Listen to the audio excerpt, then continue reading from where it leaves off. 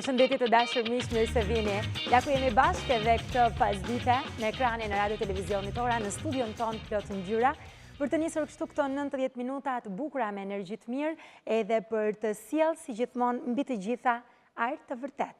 Dhe jo pa qëllim e bëra këtë hyrje sepse ne do të kemi kënaqësinë të mirpresim në studion tonë këtë pjesë të parë të emisionit një shkrimtar shqiptar të njohur me një poezi kumbuese dhe shumë të thellë. Ai është vlerësuar me titullin mjeshtër i madh për kontributin që ka dhënë në letërsinë shqiptare. Së fundmi ka botuar Corona & Co, dedikuar periudhës së pandemisë, dhe do të flasim sot në veçanti për librin tjetër, Love Songs, të dytin, botimin tjetër, të cilin ka vetëm 2 javë që e kanë nxjerrë në gjuhën shqipe dhe jo pa qëllim e kemi në Shqipëri gjatë kësaj periudhe për ta promovuar, për të folur shumë për botimet e tij më të fundit, por përgjithsisht për gjithë rrugën e tij në art. Një shkrimtar, një emër i madh në letërsinë shqiptare, por pa diskutim nga gjithë jeta e tij jashtë Shqipërisë dhe me dimensione të tjera të mëdha europiane. Unë kam kënaqësinë ta mirëpres më një herë në studio Skënder Sherifi. Zoti Skënder, mirë se vini, kënaqësi që kemi këtu. Mirë, faleminderit. Si jeni ju? Mirë, faleminderit. Si përjetoni këtë ardhje të radhës në Shqipëri? Po vje mirë si po vi një herë në vjetë në adheu në origjinë time, o kënaqësi për mua me datë eksperiencën time njerëzore dhe artistike me ju edhe me telespektatorët e ju. Çfarë ju sjell përgjithsisht në Shqipëri? Zakonisht më sjell në Shqipëri botime libre, të cilat kom dëshirë me u lënë ju kështu si trashëgimi shpirtërore, kulturore, letrare, t'jenë librat e mia në adheu në origjinës, më duket normal. Është pa diskutim, është normale, shumë e bukur, është shumë krenari për gjithë që të kemi vepra edhe krijimtari të bukur, të vërtet, edhe art të gjallë. Unë jam shumë e kënaqur që ju kemi sot në studio, ne kemi përgatitur një insert për ju, për rrugtimin tuaj ndër vite në letërsi, kështu që ju ftoj ta ndjekim më një herë tani edhe të rikthejmë në këndin tonë bisedës, mund të ulemi. Po, faleminderit.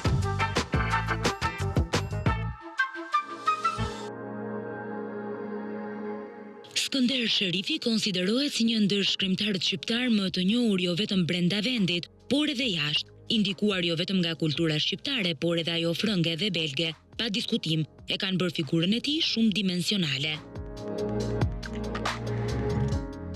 Skënder Sherifi lindi në Kosovë në 16 tetor të vitit 1954. I ati Tropojani Shpend Sherifi ishte oficer i mbretit Zog, ndërsa ëma Xhevahire Sadria ishte shqiptare nga Mali i Zi. Familja emigroi drejt Belgjikës kur ai ishte vetëm 1 vjeç. Sherifi u rit dhe zhvilloi personalitetin e tij në këtë shtet dhe në vitin 1980 u diplomua me titullin profesor i gjuhës dhe letërsisë frënge. Për një kohë të gjatë ai punoi si gazetar, profesionist i artit dhe kulturës, në radio dhe në shtypin belg, duke numëruar më shumë se 700 intervista të realizuara me krijuesit më të famshëm frankofon, anglofon, spanjoll, italian e të tjerë si Sergio Leone, Vittorio Gassman, Alberto Sordi, Gérard Depardieu, Jean Reno, Juliette Binoche, Denis Levant e shumë të tjerë. Në vitin 1992 e në vazhdim, Sherifi punoi në arsim fillimisht si profesor i marrëdhënieve publike në shkencat e komunikimit në Universitetin Frankofon ndërkombëtar në Bruksel, po edhe në disa shkolla të mesme të Belgjikës frankofone. Ai u emërua profesor i gjuhës frënge dhe i edukatës civile nga Ministria e Arsimit në Bruksel. Me gjithë formimin e tij intelektual, Skënder Sherifi zhvilloi edhe dashurinë e tij për të shkruar, pena e të cilit ka sjell pa diskutim vepra cilësore. Edhe pse i rritur në një vend të huaj, prindrit tek ai kultivuan dashurinë për kombin shqiptar. Nëpërmjet itinerarit të tij artistik, ai solli një frymë të re në letërsinë tonë. Disa kanë qenë njerëzit që kanë ndikuar në formimin e tij si poet, nga profesori i tij Pierre Segers, i cili e adoptoi shpirtërisht. Sherifi mori atë që ai vete ka quajtur Universitetin e Harvard dhe Oxfordit. Duke qenë midis Parisit, Brukselit dhe Prishtinës, ai gjeti edhe mentorin e tij shpirtëror dhe artistik, Ibrahim Rugovën. Rugova e konsideronte Sherifin si mrekulli të botës shqiptare. Ai madje i përktheu dhe 2 vëllime në shqip, si Loj dhe Kundra Loj dhe Oksigjen. Skënder Sherifi është vlerësuar për veprat e tij të shumta si Dega e pikëlluar, Loj dhe kundër loj, Oksigjen, poezi, Ora e meteorëve, Pasion, Ateljet e ëndrave, Tiro e përjetshme, Silencio, Love Songs 1 dhe 2, Odiseja e dashurisë dhe së fundmi për botimin Corona & Co. Skënder Sherifi në vitin 2020 u vlerësua edhe me titullin Mjeshtër i Madh për kontributin e tij në botën letrare shqiptare.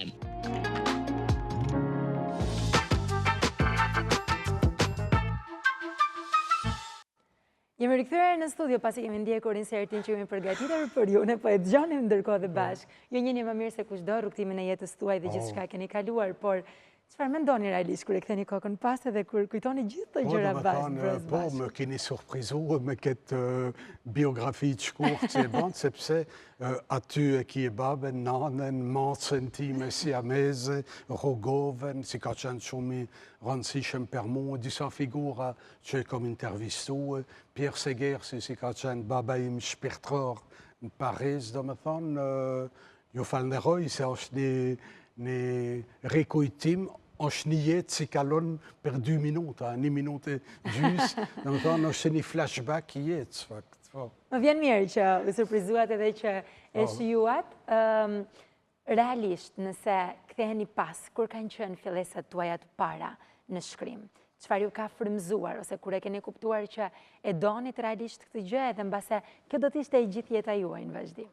Me thënë drejt, Ana, në fillim nuk e kom ditë mirë që do të bëj definitivisht, sepse kom filluar me shkrua në moshën 14 vjeç, kom qenë adolescent, edhe me qenë se kom pas, si çdo adolescent, pak probleme kështu, kriza,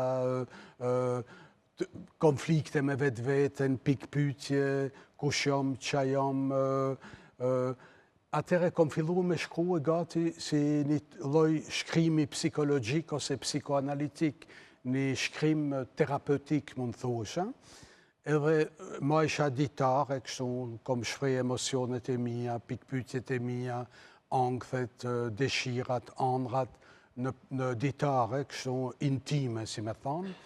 E masanej kom kalu në poezi, tekste poetike, kështu, sepse isha i fascinuar nga një poet i ri francez genial, një adolescent jashtë normave, Arthur Rimbaud, një lloj Mozart i poezisë, një tip excepcional, i cili 16 vjet shkronte poezi si marrniçin botën, jo vetëm botën franceze, por edhe botën anglosaksone, amerikane. O marrnit Bob Dylan, Patti Schmidt, ton këta të muzikës amerikane nga Rimbaud. Atëre kom filluar me shkrua poezi për qefin tim, ka njëherë edhe për me sharmua tjertë, për me i fascinua, me i sharmua. Edhe kom ezitua shumë ko, Ana, mes shkrimit, letërsis, edhe filmit, se një pjesë e ime më thonte mirë është me qenë regjiser filmi me një botë filmike tonën, e tjetra pjesë më thoi ke jo, fjalët janë me rëndësi, sepse komunikimi kalop përmes fjalëve e gjuhës. Atë kom ezitua, 50% film, 50% fjalë, e më në fund ka fitua fjala nga imazhit.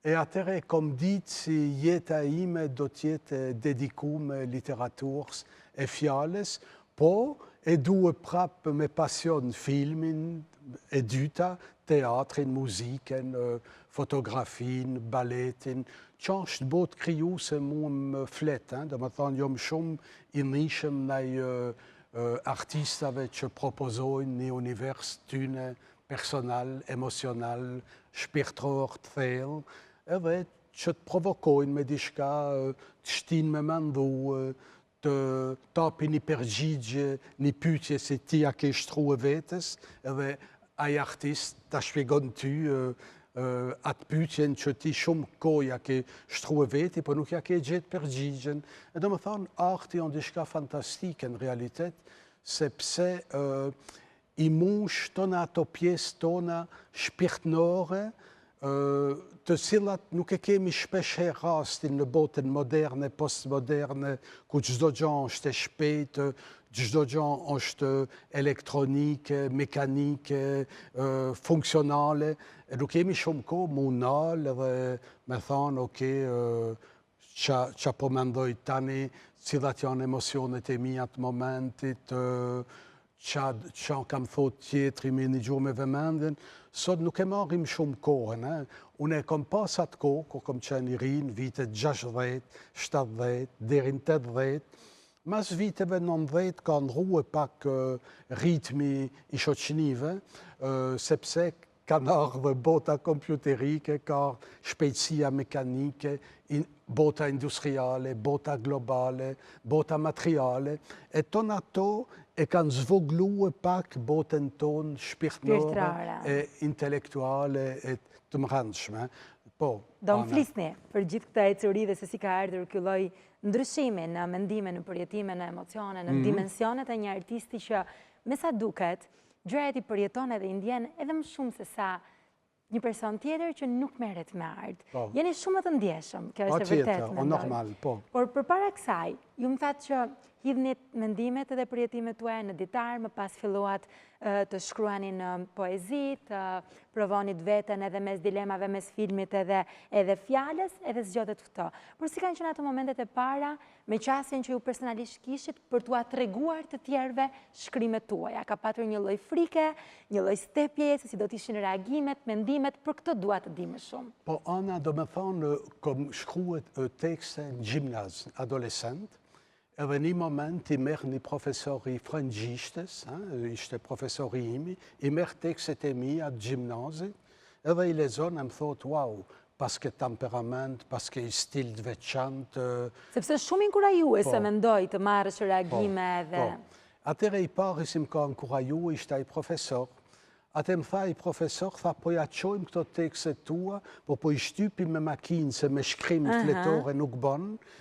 I thash, unë e s'kam makinë shkrimi, tha, s'ka problem, i shtyp gruja ime, shoqja ime, a i profesore, edhe po ja qojmë ati Pierre Segersit, si e pamë në Paris, baba im shpirtnor. Edhe a i aqon, a i profesor, tekstet e mija Pierre Segersit. E Pierre Segersi ma qoj letër mua në 76-ën, edhe më thot, ti albanez, ti shqiptar, zotni sherifi, s'kom pak si fenomeni albanez në gjuhën franceze, kaq i fuqishëm, temperament original, se unë e njo shumë mirë poezinë franceze, i kom botu e gjithë poet e botës, po ti e kje një temperament pa pam, edhe je fenomen i natyrë, se nuk e shpjegon kush fenomenin tonë, se je i lindun. Nga i moment, a i bët baba ju e shpirtar. E atërën thot, hajde në Paris. Haroj e Bruxellin, ku je me familje, na ishim emigranta shqiptar në Bruxelles, edhe më thot, le Bruxellin, mere trenin Bruxelles-Paris, hajde të une.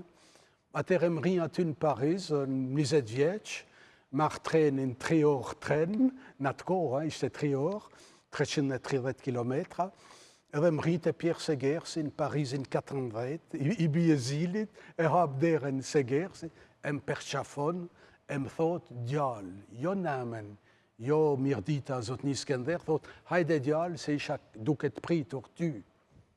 U qodita e thash, je baba jam? Jo, thas jom baba jytë, po duhe shumë e duhe literaturën tonë, hajde ri me mu, edhe kom qëndruhe me qëputje, naturisht jom këthy shpesher në Bruxelles në familje, po kom qëndruhe 15 vite në afersin e Pierre Segersit e të shoqës ti, edhe jom njoft me gjithë Parisin e madh, elitar, high level, ton gjenit krius të Parisit, literaturën, film, muzik, teatr, thonë ka qenë një prallë e vërtetë, Ana, do me thonë, a i managjon të takimet e mija, mi regulon të me telefon, kjemi taku Louis Aragonin, kjemi taku Claude Lévi-Strauss, antropolog, Jacques Lacan, psikanalist, Leo Ferré, kongatar, Godard, kineast, ton këta të mdhajt, kjemi taku sistematikisht, kanë i takim një javë, kanë i takim gjdo dhe dit, e më thoj ke mu pregaditi këto takime, mos shkon ashtu si turist duke improvizu, po kur e ki takim me një figur të madhe të shekullit 20, pregadit e takimin, lezoja u veprat, shikoja u filmat, një gjoja u muzik të disket, albumet, shikoj au drama, të shkoj pregaditun, se kanë me të pytë, mi veprimtarin e tyne, shka me ndonë ti, mos me ditë mu përgjegjë, kanë mu që ditë, pse në atako me një tip si nuk e kupto botën tonë. As nuk në një dhe nuk e një botën tonë. E do me thonë, isha i pregaditun, e ka qenë një shkollë e fort për mua, Ana, do me thonë, gjdo takim e kom përjetu edhe si një dëshire një qef, po edhe si një provim, duke pyet veten, a do të kaloj provimin ajo me këtë personalitet. Do më thonë, ka qenë e vështirë, fakt. Midis Belgjikës, Bruxellit, Parisit, si ka qenë të mbani gjallë dëshirën edhe dëshurinë për Shqipërinë? Po do më thonë, ona duhet me i faneru për këtë gjanë printe mi, se më kanë folë Shqip të shpia ekskluzivisht. Gjatë gjithë kohës? Gjithë kohës. Do më thonë, baba, nana, gjyshja, hala ishin të shpia, edhe me mua e me thmit, motrat, me mia, folshin Shqip non-stop.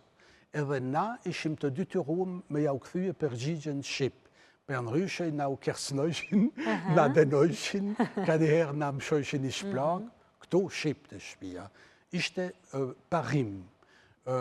Atëre e kem folat Shqipen familjare të veriut, ma dialektin e veriut, po e kemi rujt gjuhën, është me rëndësi me rujt, edhe kur kom ri atëre në Kosovë në 76, në të Ibrahim Rugova, i që dhe ka qenë, mund thush vlau shpirtënor, se gjerë si ishte baba, e kjo ishte vlau shpirtënor, më tha Rugova, tha që ka bo këtu, tha ti e në Paris, në krye qytetin e kulturës botënore, ki e gjithë shka si ta ofron Pierre Segersi dhe Parizi, pse vjen të na këtu s'ka gjavë në Prishtinë, unë e i thash më ka porosit baba si amanet me shku, me mësu në kulturën shqiptare, në gjuhën shqiptare, me perfekcionu pak me intelektualit e Kosovës. Se në Shqipëri nuk mund vishim për arsye politika, se baba ishte me zogin, kishte qenë burge, nuk shkon të ajo punë. Ate në Kosovë, më tha Ibrahimi, tha, super, tha, e ke pranua propozimin e babës? Po. Bravo të qoftë ty, e boni të fala babë, si se njo, si të ka të shuë këtu me mësu e Shqipen, mirë. Edhe më tha, ri me mua, tha, ke shkruë dishka, ke propozuë dishka, po, frëngjisht, lezoj këto tekste, i lezoj Rugova, tha, wow, ke i prunë këto roke, pope, surrealizme, po ishim në vitin 76. Nuk egzistojshin ato rryma në Kosovë, Ana. Ishte literatura, rilindja kombëtare, romantizmi nacional, Shqipëria, Kosova, lufta, rezistenca, pejzajet, nostalgi. E unë e visha me një botë trokit, krejt tjetër, të popit, të botë bitnikve, të filmit, kultur radikalisht e kundër. E më tha Rugova, tha, kjo kultur, tha, ka me vlet, tha, për generatat e reja, mas 50 vitesh. Sa të kalojnë këto modat nacionale, kombëtare, e të hinë dhe rinia jonë në botën evropiane, amerikane, në atë moment, tha, ka me të shiu edhe ty veprat, edhe gati ashtu ka nëllë. Ashtu ka ndodhë, vërtet. Në gjatë gjithë kohës, rëndim të shikoj botimet që ne i kemi sjellë sot në studio.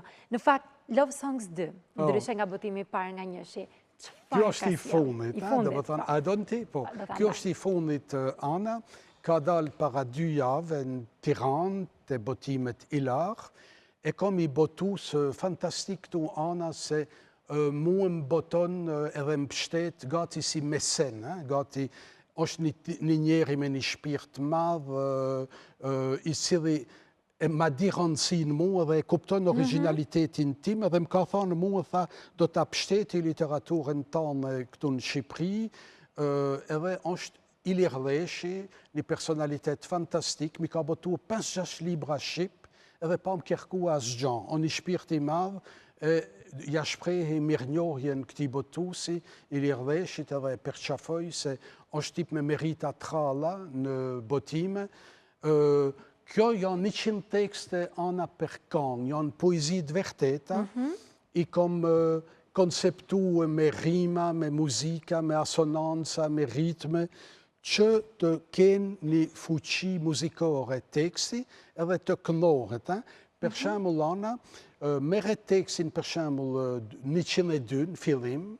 Hem lezoi du strofa me stil in ton. Esce poëzie in textit, esce musicaliteit in textit. Mere teksten per exempel niet in du ai in tre. Provoi du tri strofa.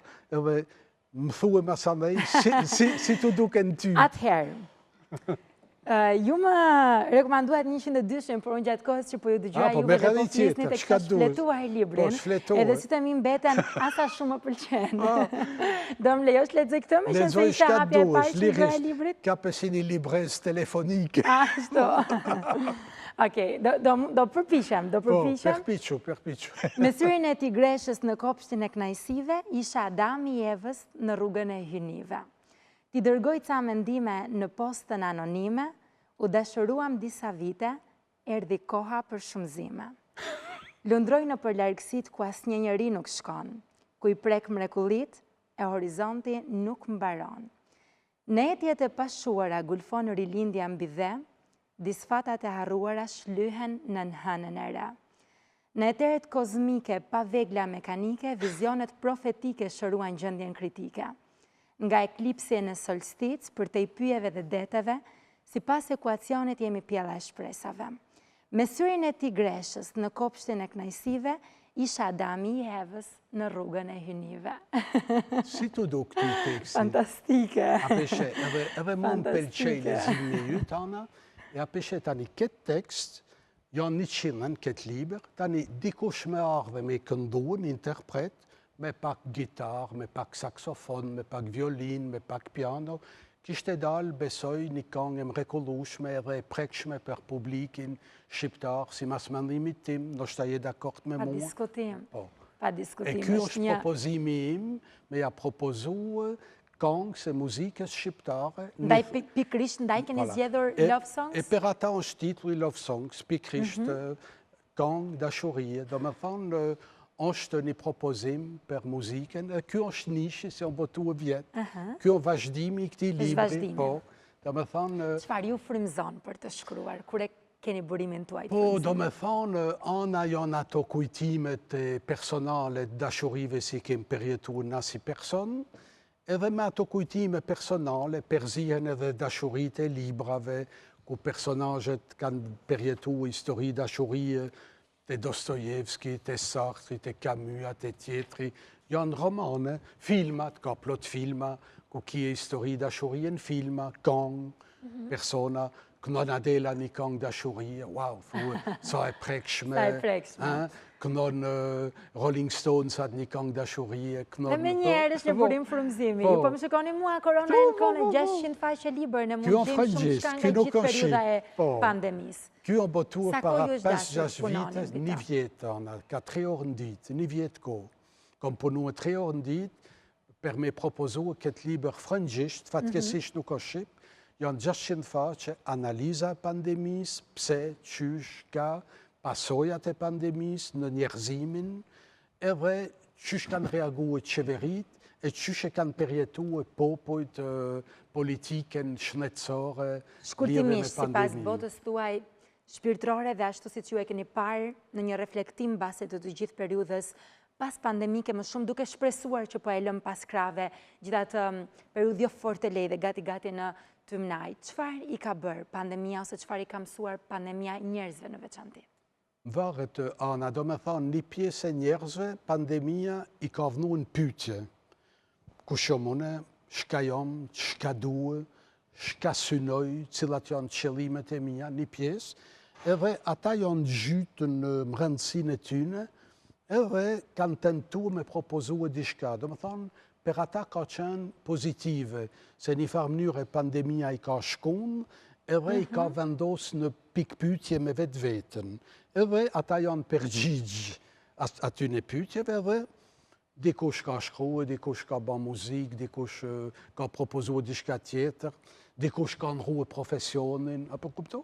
Një pjesë tjetër, për ata ka qenë negative, sepse pandemia i ka myrë, ata nuk janë vënu në pytje me vetë vetën, po kanë reagu agresivisht kundra myrjes.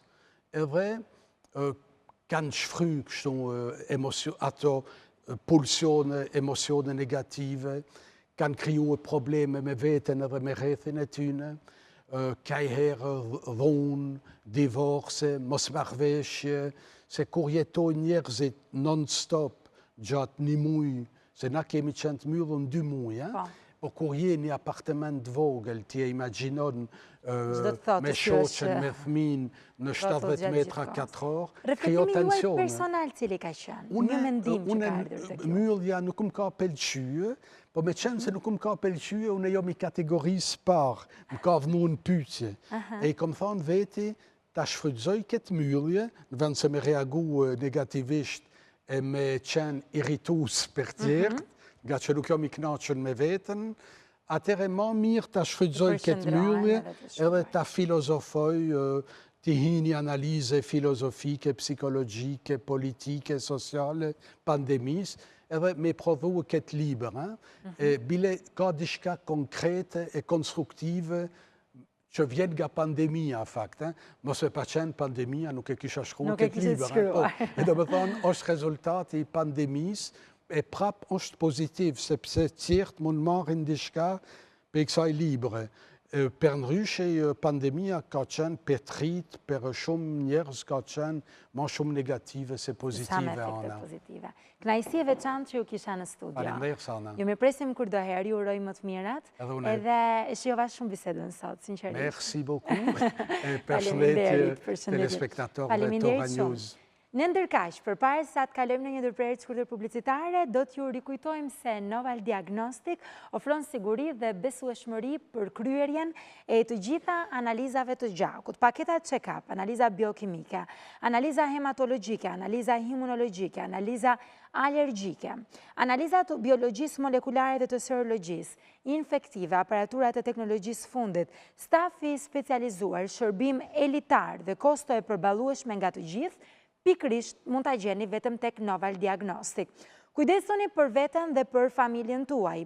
Drejtohuni tek Noval Diagnostic, e gjeni në zemër të Tiranës, tek kryqëzimi i RTS-s ose në numrin e telefonit që jeni duke e parë në këto momente në ekranin tuaj. Tani është momenti për një ndërprerje të shkurtër publicitare, kthehemi shpejt në pjesën e 2.